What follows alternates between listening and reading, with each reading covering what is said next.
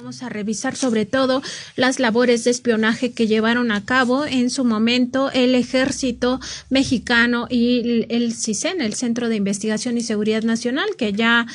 pues no existe, ha pasado a ser ahora el Centro Nacional de Inteligencia. Estas dos instituciones que incluso pues colgaron las comunicaciones de los normalistas rurales, de acuerdo con este tercer informe presentado por el Grupo Interdisciplinario de Expertos Independientes, pues las labores de espionaje, de intervención telefónica y además de seguimiento, infiltración, incluso en la propia escuela con agentes que se tenían como fachada ser estudiantes normalistas, pero en realidad pues eran estos OBIs, estos órganos para obtención de información, es decir, para labores de inteligencia, pues estaban infiltrados en la Normal Rural de Ayotzinapa. Al menos 3 casos han documentado este grupo interdisciplinario de expertos independientes a lo largo pues de sus investigaciones. Como bien señalaba Sósimo, se trata ahora de una segundo periodo de investigaciones que tienen a propuesta del presidente López Obrador y por supuesto por la insistencia de los padres y madres de los normalistas desaparecidos aquella noche entre el 26 y 27 de septiembre de 2014. Este informe del Grupo Interdisciplinario de Expertos Independientes es muy relevante para la sociedad mexicana porque, entre otras cosas, tiene hallazgos fundamentales que llevan a derivar todas estas investigaciones en la configuración de delitos graves de lesa humanidad, como lo son la propia desaparición forzada de los 43 estudiantes normalistas. Queda claro que tanto el Ejército como la Marina tuvieron una participación importante. El primero de ellos incluso presente y pues tuvo información en tiempo real gracias a estas labores de espionaje y de georreferenciación que podrían haber derivado en la localización de los estudiantes normalistas y no la proporcionó, lo cual ha llevado a que hasta la fecha se desconozca el paradero de estos 43 estudiantes. Además, por supuesto, la tortura que se ha documentado ya plenamente en todos estos informes del GIEI. Estos dos son considerados pues crímenes de lesa humanidad, son violaciones graves a los derechos humanos sancionadas por el derecho penal internacional y por supuesto también el derecho penal mexicano, y en ese sentido no prescriben. Además, por supuesto, se configuran otros delitos, otros ilícitos, como son, por ejemplo, la obstrucción sistemática de la justicia, la manipulación de las escenas, la fabricación y la destrucción de pruebas, la falsificación de documentos, el ocultamiento y desaparición de información, así como todo el tema de las detenciones ilegales y por supuesto el espionaje. Ninguna de las dos instituciones, ni el CISEN ni la Secretaría de la Defensa Nacional, a través de su sección segunda, tienen facultades legales para hacer estas labores de espionaje. Por tanto, pues todo lo que hicieron era ilegal y además, sobre todo lo más grave, lo ocultaron, no lo utilizaron para frenar este crimen de lesa humanidad, este crimen de Estado que se cometió con esos 43 estudiantes normalistas. Muy importante, Sósimo, este tercer informe del GIEI. Así es, pues muy importante este tercer informe por lo que está revelando una operación de Estado para primero desaparecer a los 43 estudiantes y también para Nancy Flores, pues para ocultar las evidencias de esta desaparición. De hecho, ayer tuvimos la oportunidad, Nancy, de platicar con la doctora Ángela Buitrago de este grupo interdisciplinario de expertos independientes. Tuvimos la oportunidad de platicar con ella y bueno, pues parte de lo que nos decía es que no hay parangón en el mundo con esta capacidad que han hecho, o más bien con esta capacidad que desarrolló el viejo Estado mexicano para encubrir sus propios crímenes. Esperemos que lo tengamos en un momento estas palabras, vamos a transmitirla. Tendríamos nada más aclarar, Nancy Flores, que se trataron de, palabras que nos dijo al término de una conferencia magistral, Los retos de la justicia transicional en América Latina, que ella ofreció en la Facultad de Derecho de la Universidad Nacional Autónoma de México, y que fue organizada por el Centro de Derechos Humanos José Revueltas, el Centro de Estudiantes de Derecho de la UNAM, el Comité de Lucha Estudiantil de la Facultad de Ciencias Políticas y Sociales y la Central de Estudiantes Universitarios. Vamos a escuchar lo que tuvo la oportunidad de decirnos Ángela Buitrago a este respecto. ¿Qué impresión tiene de lo que encontró en México con el caso de los 43? Es que el tema es que muchos de los procedimientos son comunes en muchos países, pero el nivel y el grado de formación de una investigación aquí es muy alto, en ese caso en particular. Entonces te podría decir que es un ejemplo único de encontrar tantas simulaciones, tantas falsificaciones y tantas anomalías que hay dentro de la investigación de la PGR inclusive. Porque a nivel judicial pues se han hecho muchos montajes en muchas justicias. Las fiscalías de todos los países han tenido momentos históricos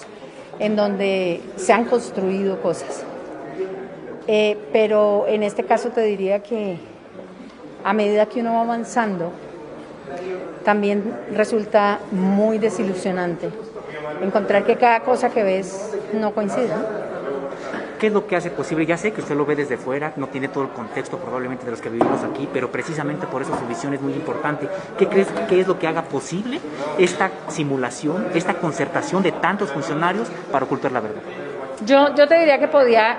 especular muchísimo en muchas opciones. A veces también puede ser recargo de trabajo, puede ser, pero en este caso en particular, cuando tú ves que dicen que estuvieron donde no estuvieron, que llamaron los que no llamaron, que hay constancias de que hubo cosas que nunca sucedieron, ya creo que no es solamente la carga excesiva, cansancio y demás, sino que tienen que investigarse las causas. ¿Su experiencia de tratar con las autoridades anteriores y las actuales? A ver, yo te digo una cosa, yo con las autoridades anteriores, en particular tuve apoyos, parciales, pero tuve apoyos. Y tuve personas que abrieron las puertas, pero que no fue la regla general. ¿Ahora? Ahora, pues la regla general es que tengo apoyo en la COVAC del subsecretario de Gobernación, tenemos apoyo con el presidente, tenemos apertura con algunas instituciones, pero de todos modos se sigue reservando información. Doctora, las investigaciones que se han realizado alcanzan para enjuiciar a personajes del Poder Ejecutivo mexicano, pues es una operación de Estado. No te puedo contestar eso. Bueno, pues la abogada Ángela Buitrago no quiere responder esta última pregunta que le hacía. Es muy importante pregunta, Sósimo. Ya habíamos intentado previamente en la conferencia que dio el GIEI preguntar si se podría responsabilizar sobre todo a el expresidente Enrique Peña Nieto al demostrarse ya que esto es un crimen de Estado con participación y aquiescencia de los agentes estatales. Estamos hablando de que en el momento de la desaparición, los estudiantes normalistas desaparecidos fueron presentados en barandillas en estos separos del Palacio de Justicia de allá de Iguala, y que esto pues después de haber estado detenidos en estos separos es que desaparecen, ¿no? Y había involucrados militares en toda esta situación. Hay al menos 2 militares que ya también se comprueba estuvieron presentes al momento en que los estudiantes estaban ahí en barandillas, y también por supuesto todo el tema de cómo se ha ido configurando esta maquinación, toda una operación de Estado para encubrir lo que realmente pasó en aquel momento. Había incluso un seguimiento en tiempo real, se sabía hacia dónde fueron conducidos los estudiantes normalistas, estos 43 personas, pues no es un número nada pequeño. es algo importante, es algo visible y bueno, tenían información los propios militares del C4, ellos estaban controlando en ese momento el C4, que es toda esta pues operativo de seguridad que hay en las regiones para videovigilancia sobre todo, y se tenía esas cámaras donde se ve el trayecto de estos normalistas, quienes los llevan, en qué momento los desaparecen, y además por supuesto toda la labor de espionaje hacia comunicaciones de los propios normalistas y también de aquellos que estuvieron involucrados en la desaparición, y en las horas posteriores hay conversaciones a las que tuvieron acceso y por supuesto que sabían en dónde estaban. Toda esta maquinación ha involucrado también a la Secretaría de Marina. Ahora se sabe por este video grabado por un dron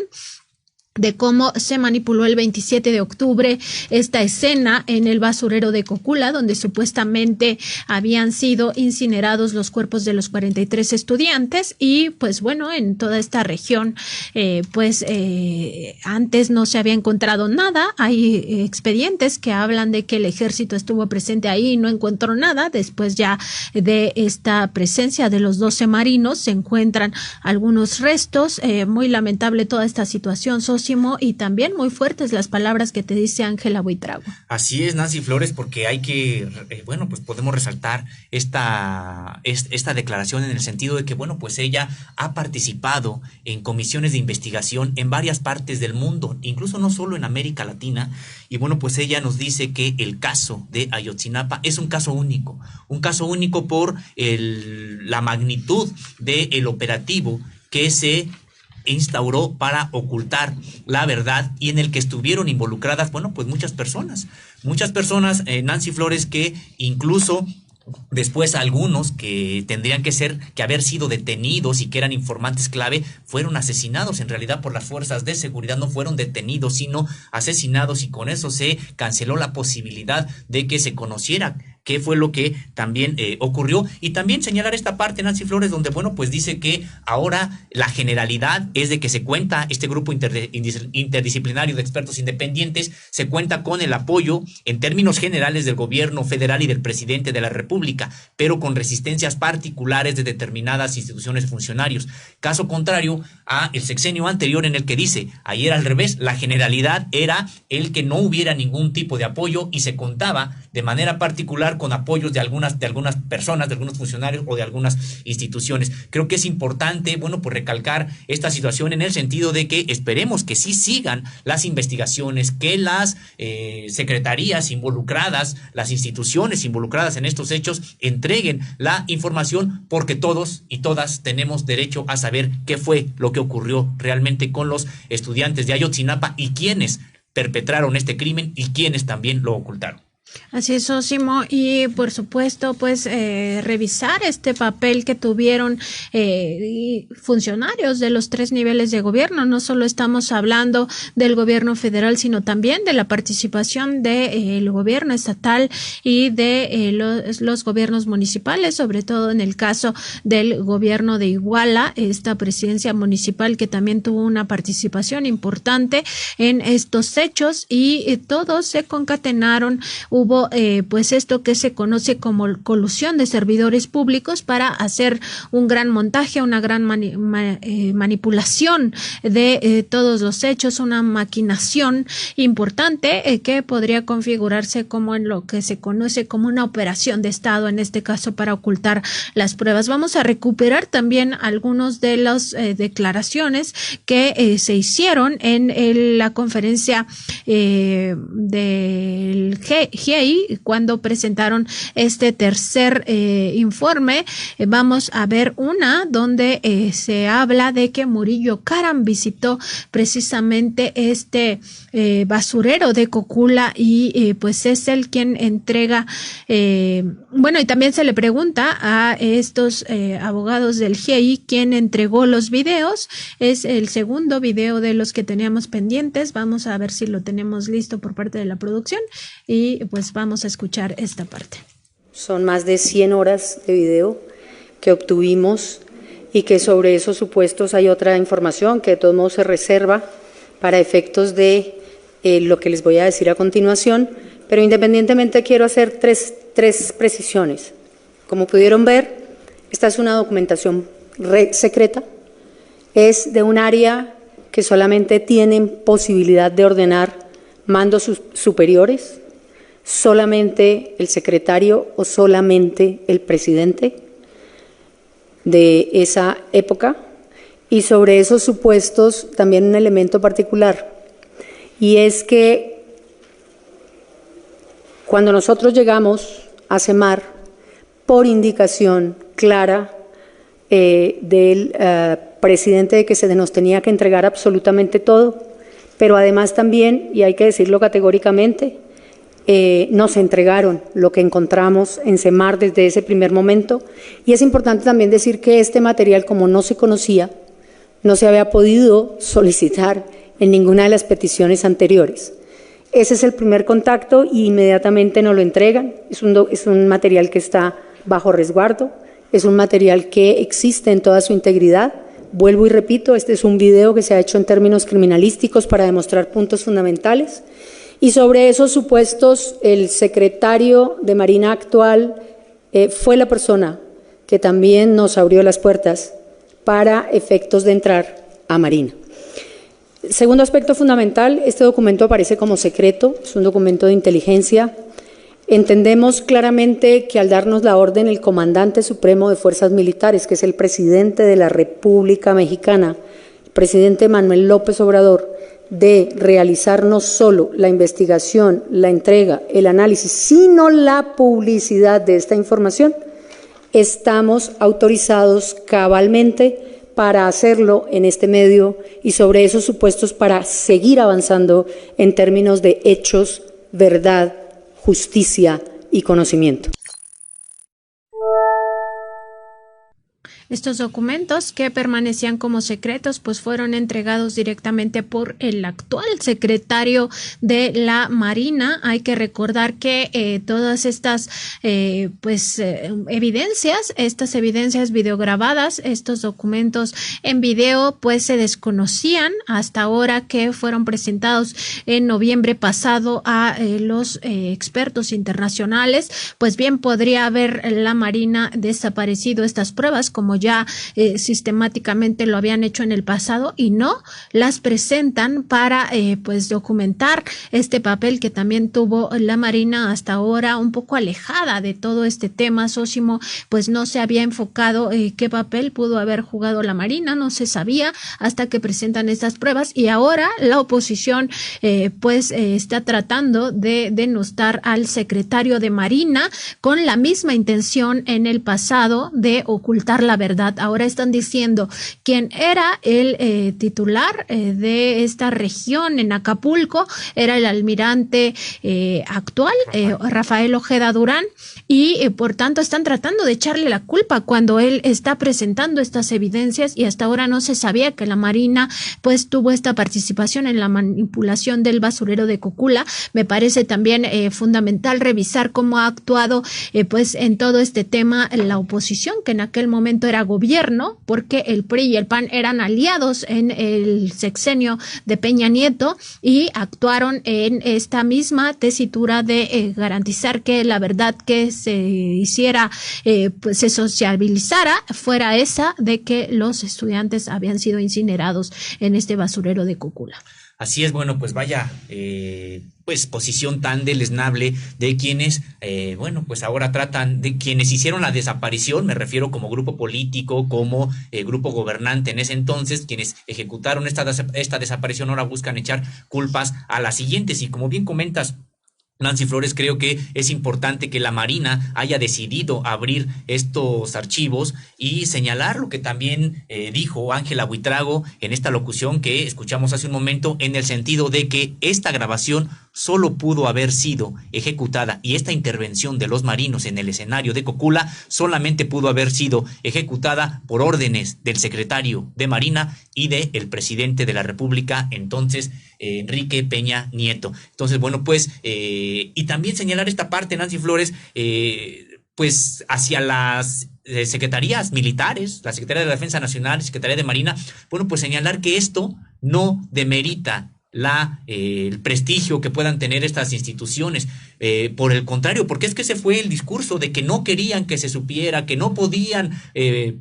demeritar a las instituciones y por eso prácticamente se tenían que ocultar los crímenes o las tropelías que cometían. Pues no, precisamente la comisión de esas tropelías es lo que las demerita, es lo que las desprestigia, y cuando ocurren hechos de transparencia, bueno, pues considero que se fortalecen. Entonces, ojalá sigan abriendo los archivos, ojalá sigan entregando lo necesario para saber la verdad y para también castigar un ejercicio de castigo a los responsables. Nancy Flores, recordarás aquella vez cuando pues había ocurrido recientemente la desaparición de los 43, bueno, pues se organizó de manera importante los padres junto con organizaciones sociales del estado de Guerrero. Tendremos que recordar una suerte muy importante de confluencia, de indignación, pero también de exigencia. Y en ese entonces, Nancy Flores, los padres y muchas organizaciones se plantaron frente al batallón 27, a las instalaciones del batallón 27, demandando que se les dejara entrar. Y entonces vimos las carretadas de opiniones y las carretadas de tinta que se virtieron en que no podían entrar los padres de los 43 al batallón. Me recuerdo una frase que decían que era como entrar a la intimidad de la patria y por lo tanto no podían. Y bueno, hubo toda una corriente de opinión de esos opinadores que ocultaron la verdad y que trataron de promover esta supuesta verdad histórica, es decir, esta mentira, que en ese entonces decían, no, los padres no pueden entrar al batallón 27, ni nadie más puede entrar, porque es entrar a la intimidad de la patria. En realidad, no querían que las investigaciones avanzaran y no querían, que se pudieran recabar evidencias de lo que había ocurrido con los 43 al interior del batallón 27 del ejército mexicano. Pues muy importante también esto, y también vamos a recuperar ahora sí el audio donde habla la abogada justamente de esta situación de que Murillo Karam sí visitó el basurero de Cocula ese mismo día en el cual 12 marinos estuvieron presentes en esta zona. Te podría contestar dos cosas. Lo primero, sí está Murillo Karam a las 8:15 de la mañana en el basurero. Lo segundo, ¿quién lo dio? Entonces, es que estoy pensando en la respuesta, porque efectivamente nosotros nos trasladamos a CEMAR y llegamos a preguntar por los hechos y posteriormente por las fechas. Sobre esos supuestos nos lo dio directamente, por orden del presidente también, el secretario general y el director de inteligencia. Desde ese punto de vista, ellos han colaborado, en particular con esta investigación, entregándonos cerca de 50 videos, que son fundamentales y que es muy importante entender también, y ojo con esto que yo quiero dejar como mensaje, porque aquí empiezan entonces las disputas de por qué dio o por qué no dio. En los delitos de desaparición forzada es obligatorio. Están cumpliendo con el mandato presidencial y del DOF. Aquí no hay posibilidad de esconder esa información. Y aquí no es un tema de voluntad, es un tema de institucionalidad y de protección de derechos humanos. Así que sobre esos supuestos te contesto las dos preguntas. En el caso particular sobre el tema de quién, ¿por qué mencioné el tema de quién? Es para referir en concreto que solamente la posibilidad de ordenar que salga un dron la hace el presidente de la República o, en su defecto, el secretario con el área correspondiente de inteligencia de esa época. Pero es muy importante decir también lo siguiente, y es que todo esto estaba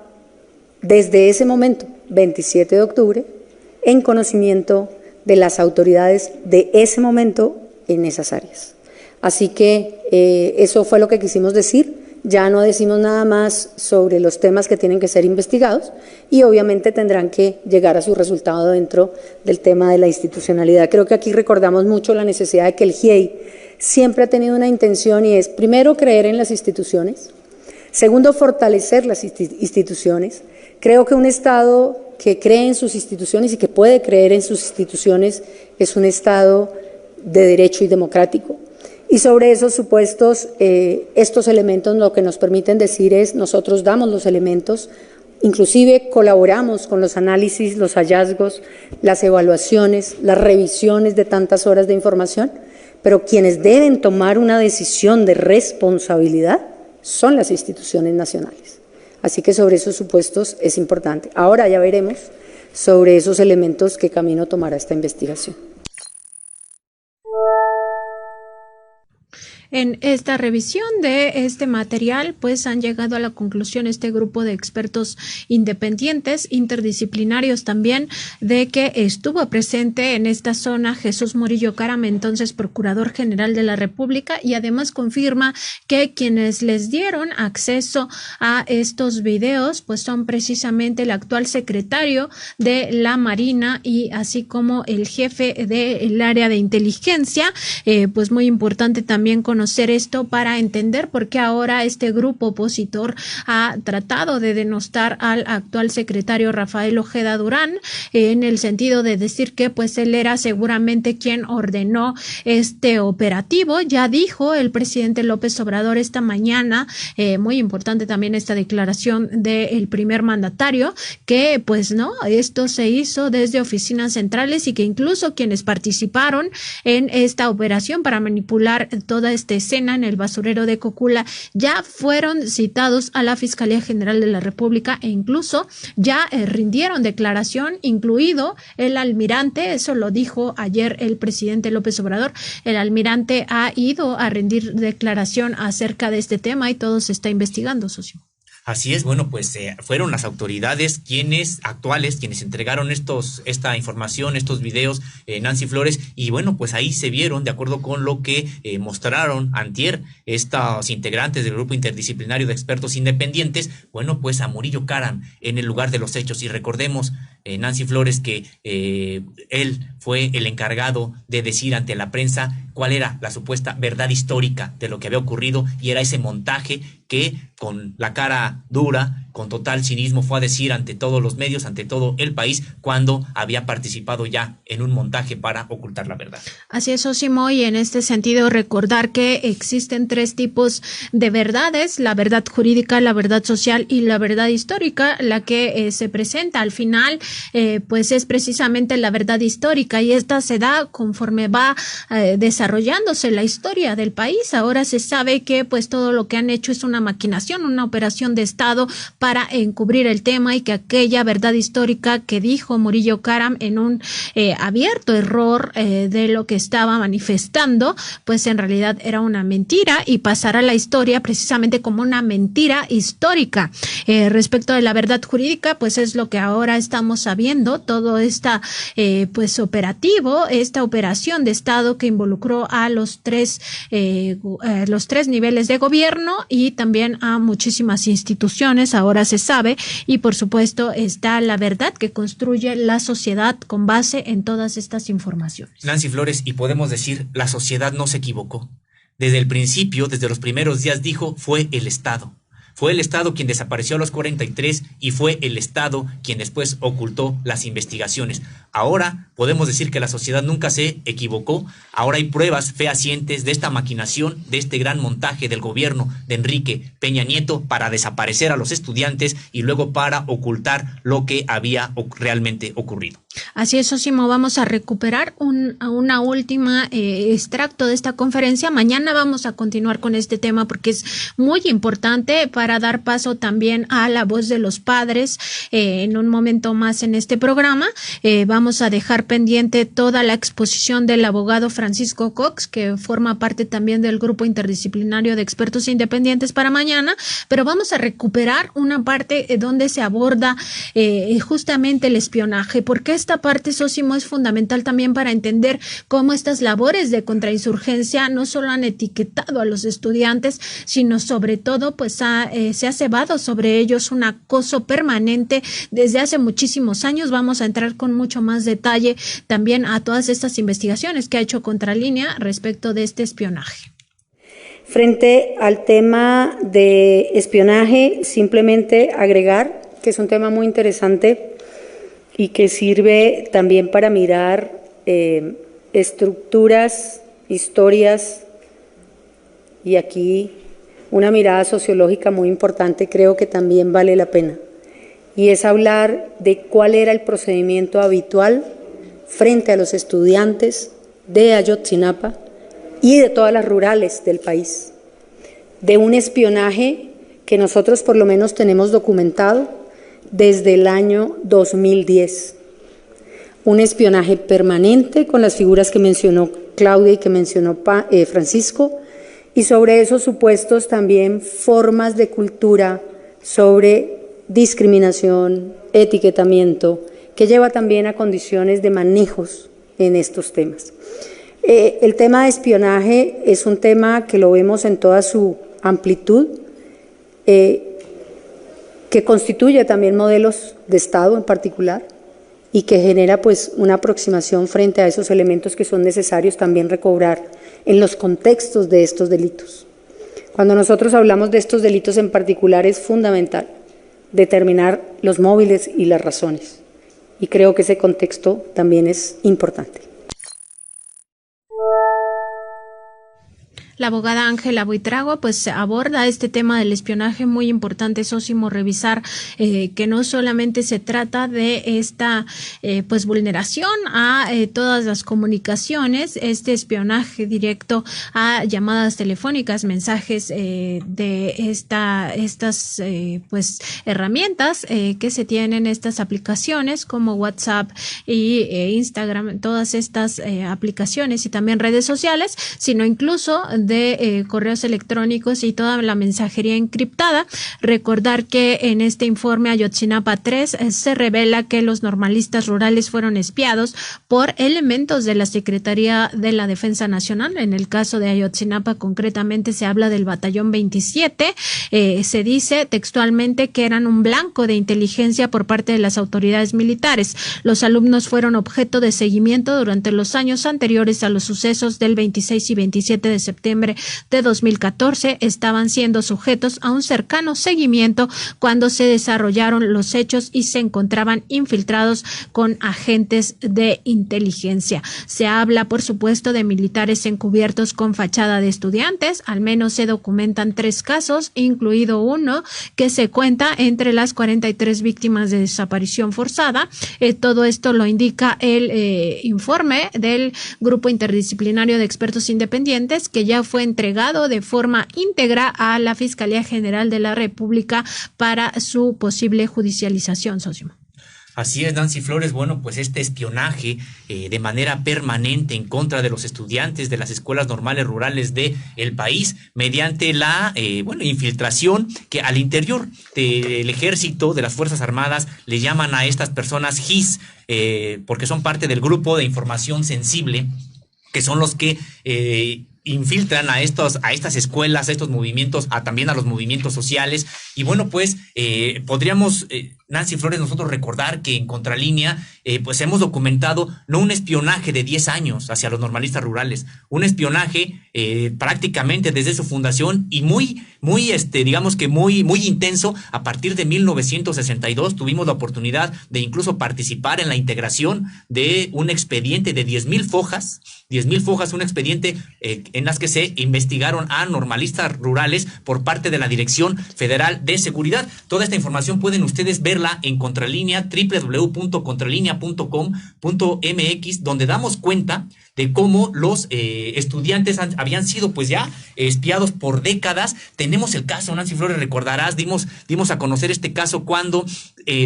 de acuerdo con las tarjetas de la Dirección Federal de Seguridad, se seguía a un estudiante, secretario general de la Federación de Estudiantes Campesinos Socialistas de México, estudiante de la Normal Rural de Ayotzinapa, cuando tenía apenas 17 años. Se trata de Lucio Cabañas Barrientos, que a la postre sería fundador del Partido de los Pobres. Prácticamente ya era seguido desde que era estudiante y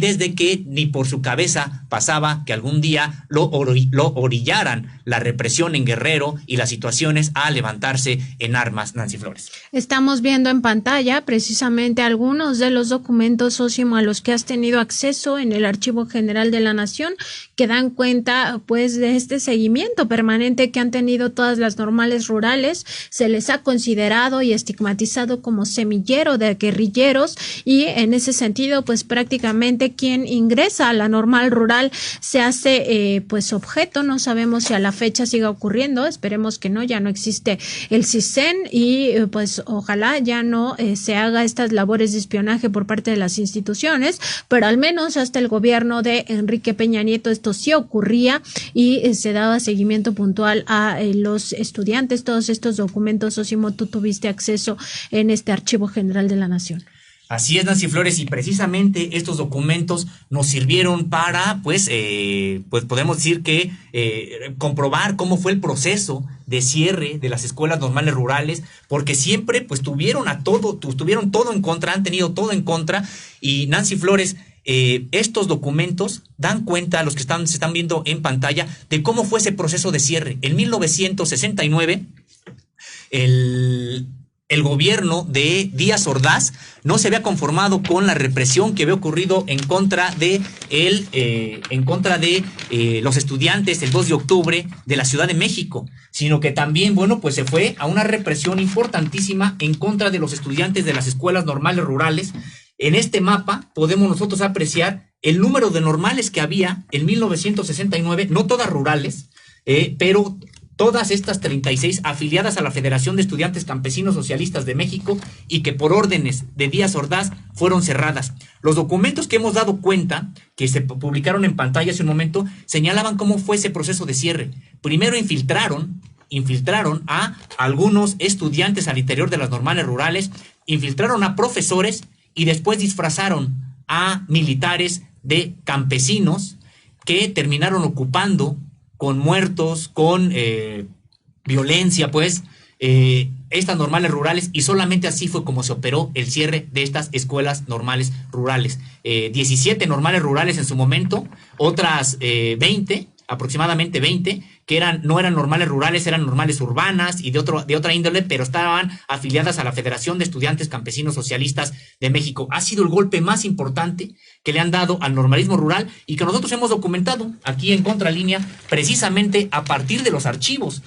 a los que tuvimos acceso, y que además, podríamos decirlo, Nancy Flores, ayudamos a integrar en su momento en el Archivo General de la Nación. Y podría decir, por la experiencia de haber entrado a esos archivos, esas 10,000 fojas ni siquiera son todas. Creo que la Galería 1 entonces, que estaban en la Galería 1 del Archivo General de la Nación,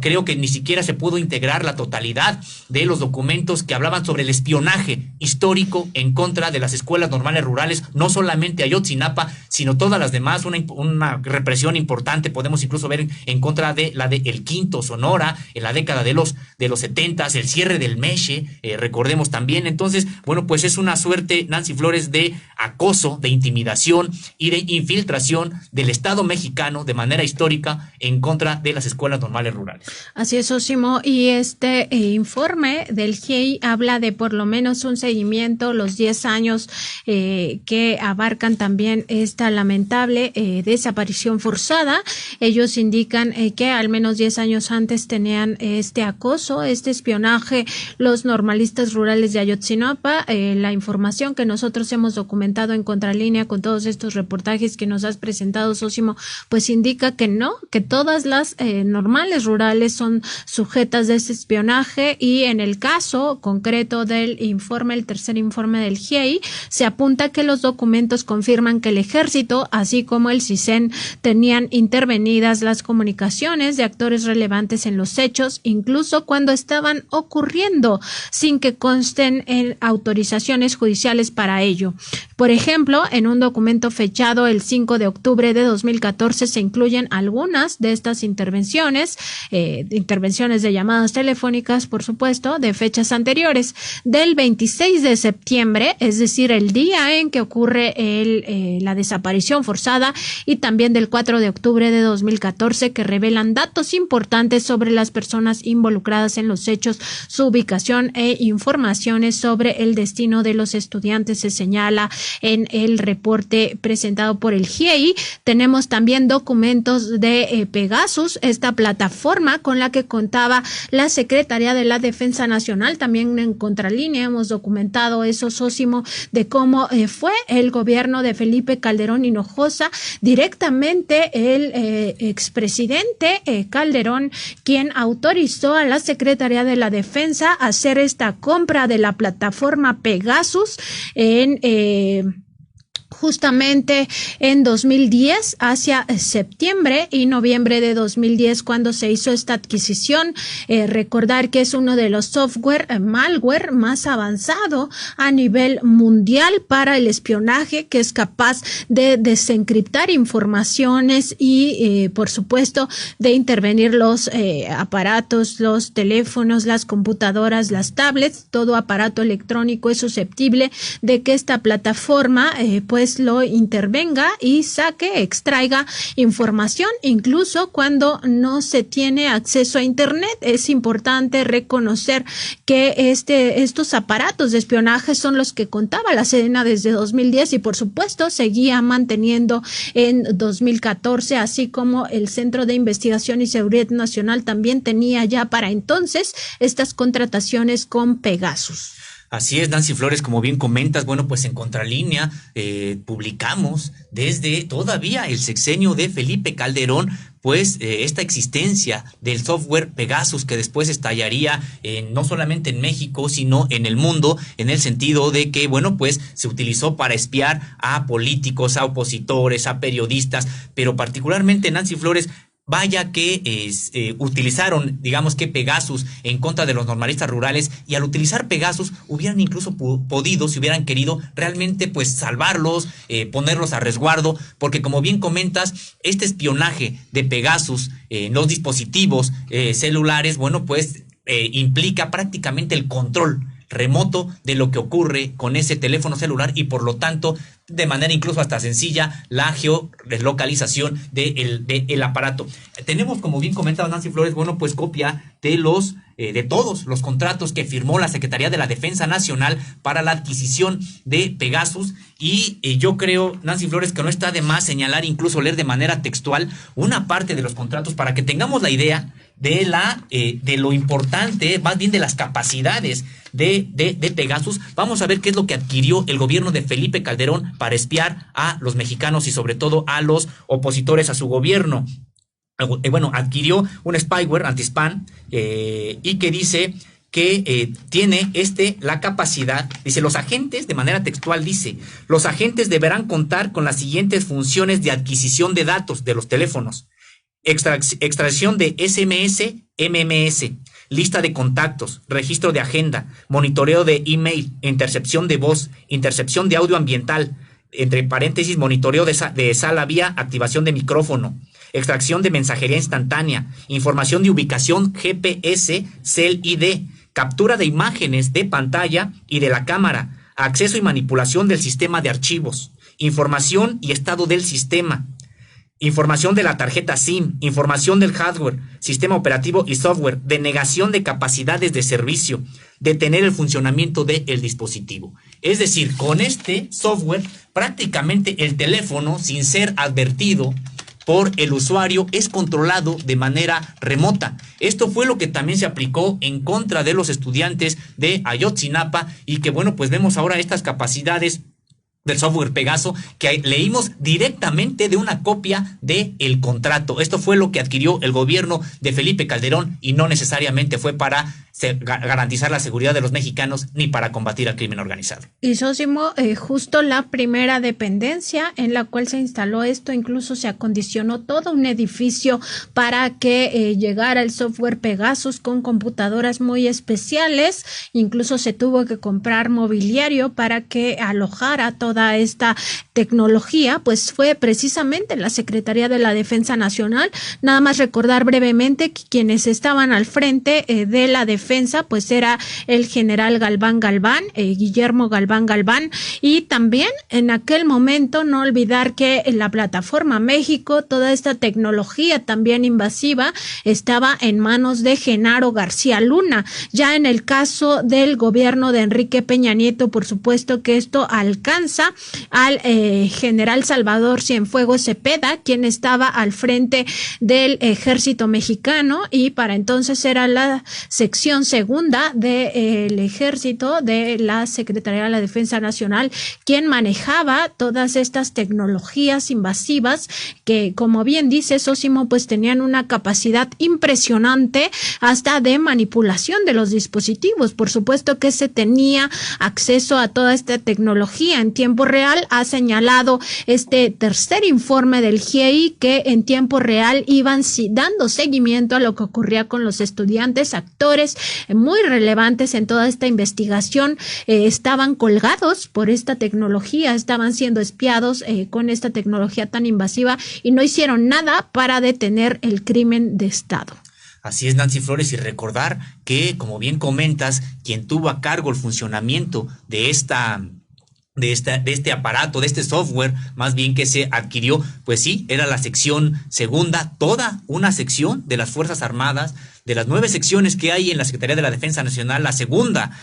en su totalidad es de inteligencia militar. Es decir, bueno, pues estaban haciendo este tipo de espionaje, y también habría que señalarlo, Nancy Flores, que durante décadas este espionaje que hicieron las Fuerzas Armadas se realizó de manera ilegal, porque no hay ley que las faculte para eso. Ahí las faculta para defender a la nación, Secretaría de la Defensa Nacional en ese sentido, para garantizar la seguridad nacional y para realizar labores de inteligencia, pero no de espionaje en específico, intervención de comunicaciones, y luego de manera tan invasiva como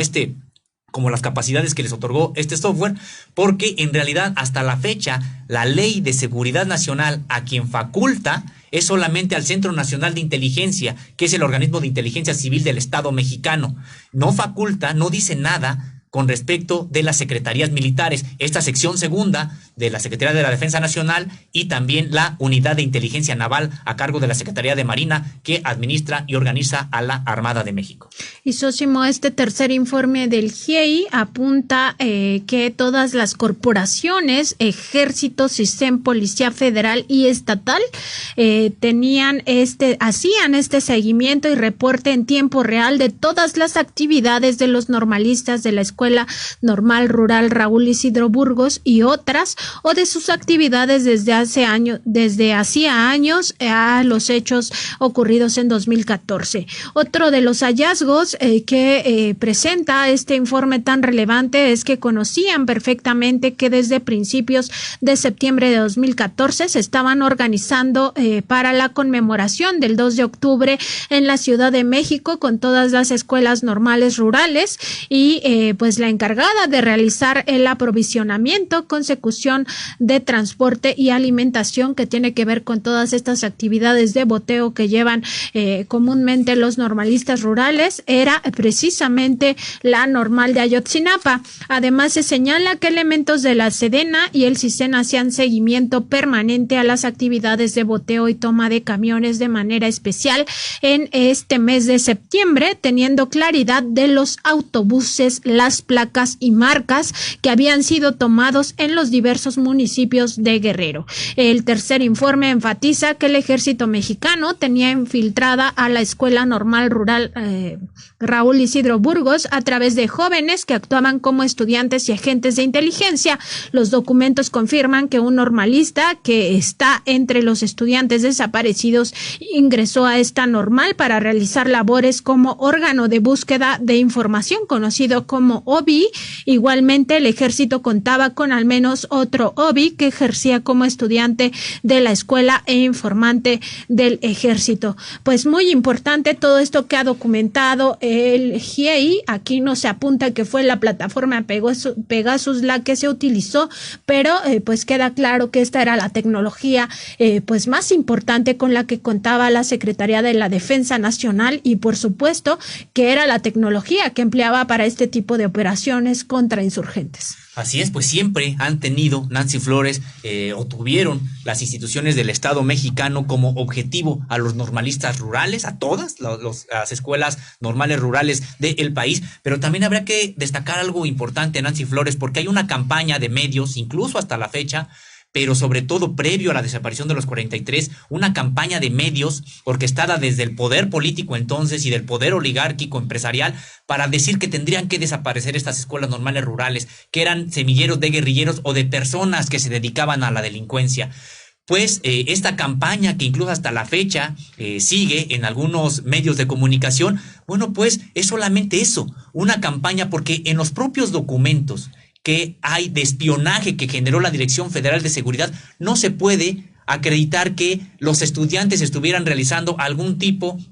de actividad ilícita, ilegal, pues. En realidad, todo lo que están recopilando o lo que recopilaron sus agentes por décadas fueron movilizaciones. ¿Movilizaciones por qué? Movilizaciones porque, de acuerdo con las fichas, los informes, los memorandos, los oficios y las fotografías, se movilizaban los estudiantes para que hubiera incremento de la matrícula estudiantil, para que se construyeran bibliotecas, para que se adquirieran fotocopiadoras, para que hubiera mantenimiento a la infraestructura y aumento a las becas alimenticias. Es decir, pues totalmente demandas justas, demandas académicas y demandas sociales, pero bueno, el viejo Estado mexicano, autoritario, incapaz de entender a los jóvenes y temeroso de los estudiantes pobres que se organizan, este Estado mexicano, bueno, pues solamente supo responder violentamente y generó no nada más el cierre y la represión, sino hizo posible con estas campañas de linchamiento en contra de los estudiantes que ocurriera